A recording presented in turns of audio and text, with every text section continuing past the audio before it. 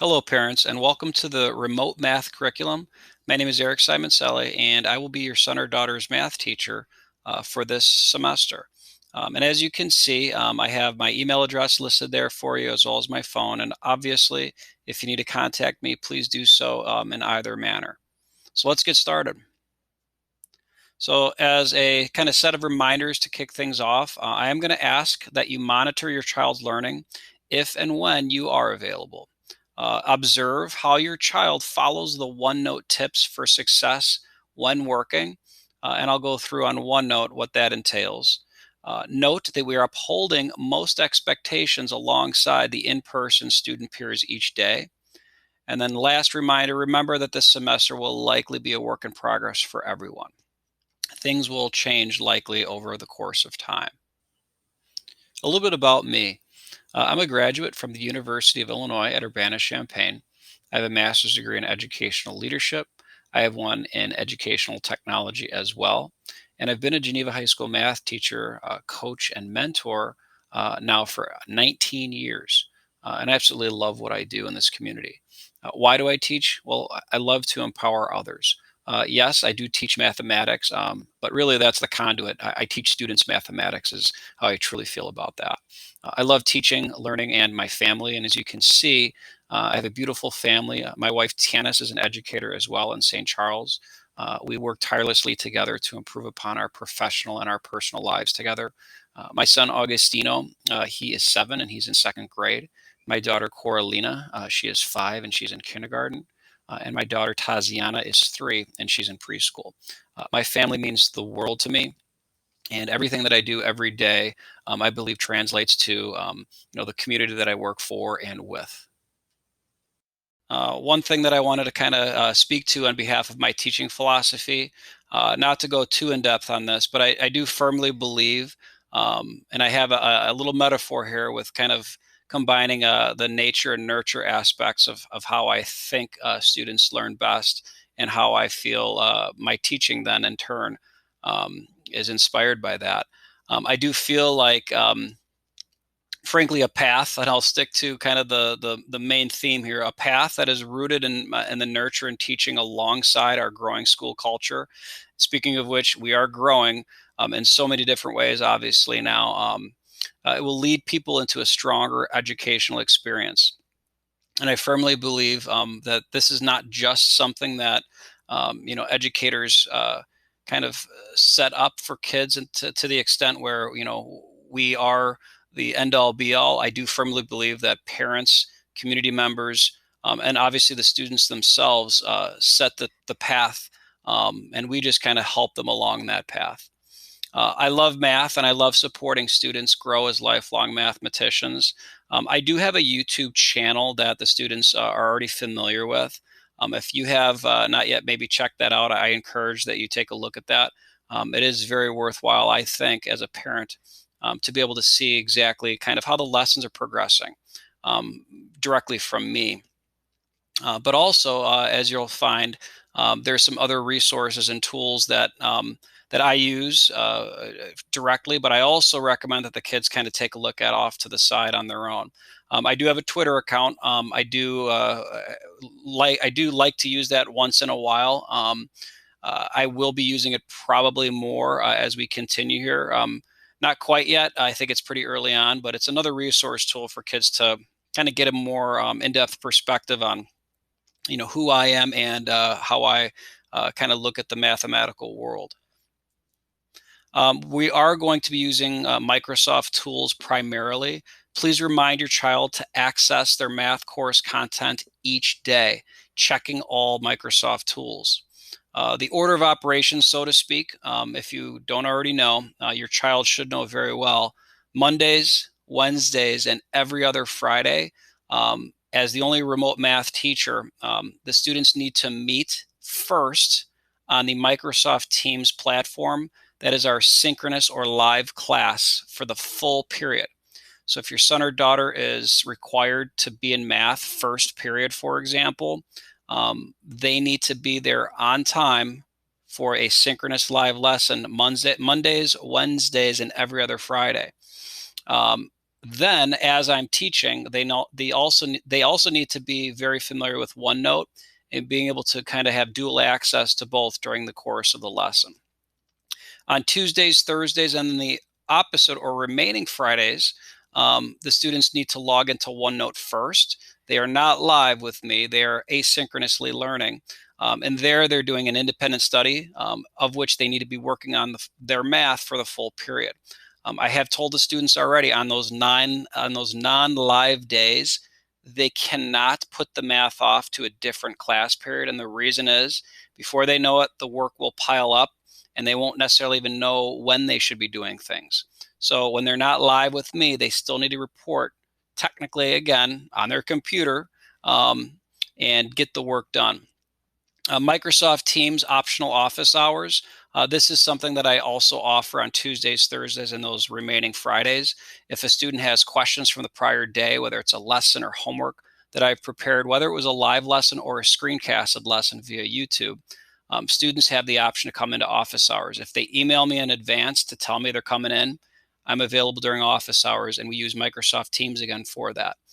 These are the three major platforms. Again, this is what it looks like. I do highly recommend that the student has, obviously, well, their device, of course, to access Outlook, Teams, and OneNote, but they also download the app on their phones. The Outlook, Teams, and OneNote apps are very great resource tools that the students need to be familiar with.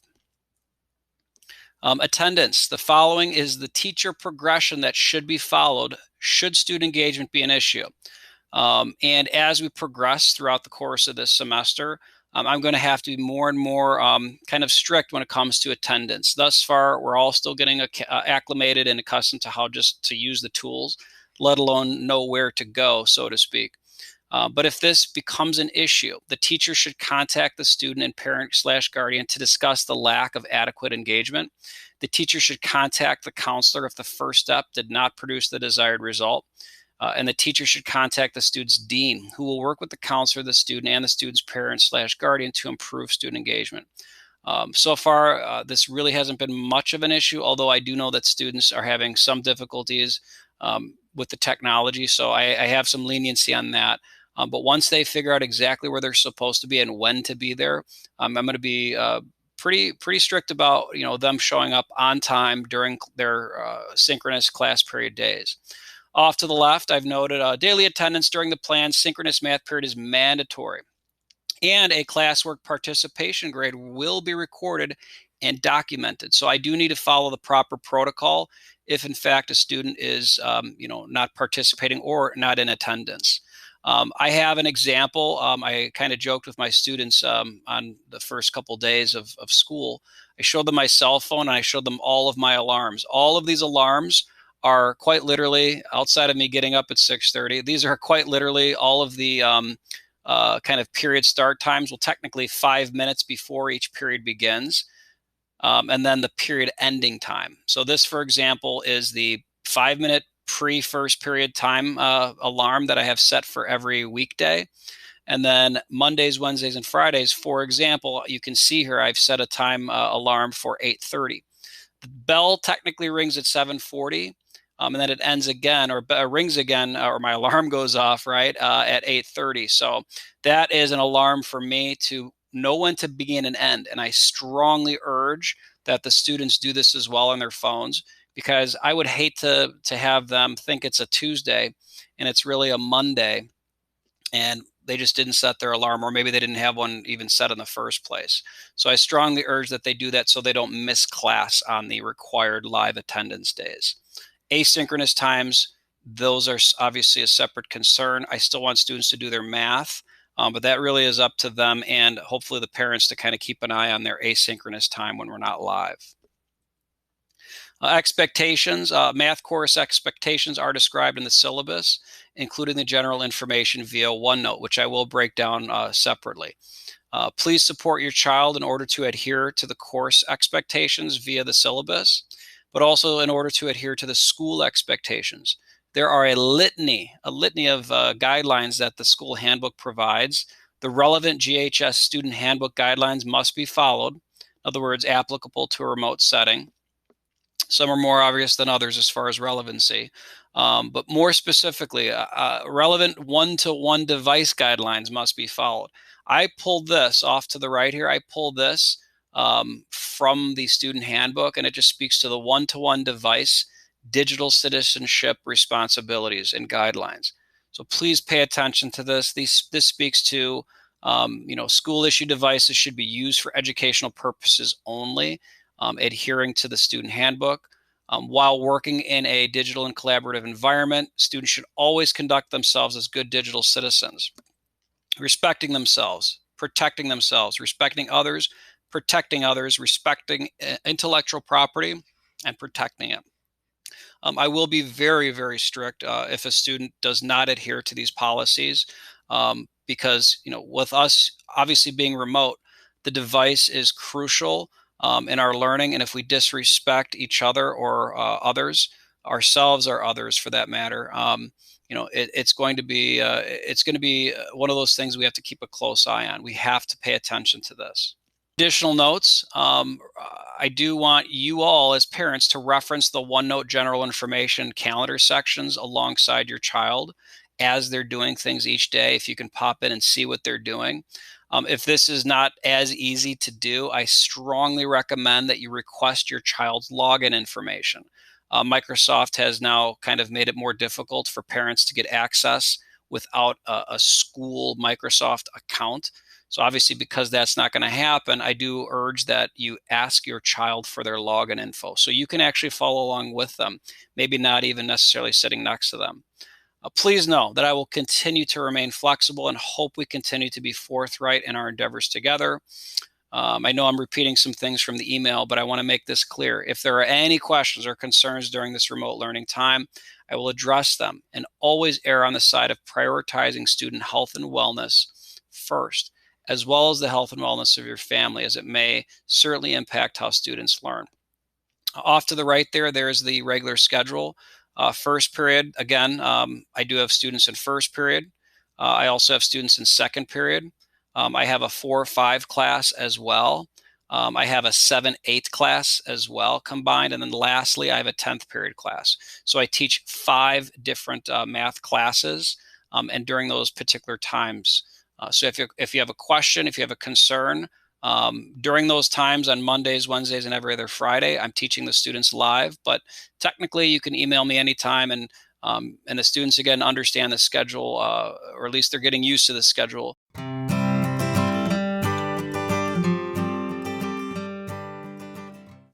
This is the viewing window in OneNote, of which you can see for Precalculus Period 1. I have the general information section open then, and from there, the syllabus page open. Down below, I do urge that you look at all of those pages with your son or daughter at a later time. It does detail more specifically things like grading guidelines, tips for success, and other things that are important for the class. As we scroll down and take a look at the syllabus, my contact information again there is at the top. Tentative monthly calendar, which I'll talk about more specifically in a moment. Makeup work and absences. Materials for the class. Students need to be prepared with these things every single day. Eventually, they may want to purchase a stylus, but they don't have to, as pencil and paper will serve them well for the most part this semester. The link for if they do want a good stylus is there.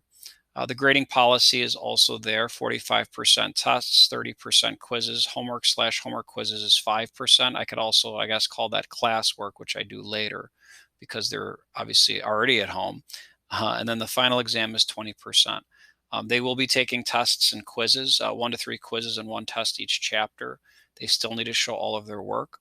I do feel that certain lessons, classwork, quizzes, and tests may vary in structure and platform location, but I do have some ideas as to how both synchronous and asynchronous days with regards to assessments will take shape. If I direct your attention over to the calendar does convey literally every day what they're going to be doing. So in this particular class, this past Friday, the students had a section 1.7 to take on, take a look at, and we were not live. And as you can see here, these shaded days, these are when the students are not live. The white or non-shaded days, those are live synchronous sessions where the students have to report using Microsoft Teams. So each one of these links will take them to a different kind of uh, platform, I guess you can say, or access point on the platform is a better way to say it. The lesson link will sometimes take them to the lesson that we've done in class if we've done it live, or it'll take them directly to the YouTube video that I've created. And that link will take them right there. The homework tab or link will take them to a tab or page of which they will directly know from there what homework to perform. So this is the OneNote access point. Please, again, walk through this with your son or daughter so that you can get a better idea as to how it all works every single day when they log in.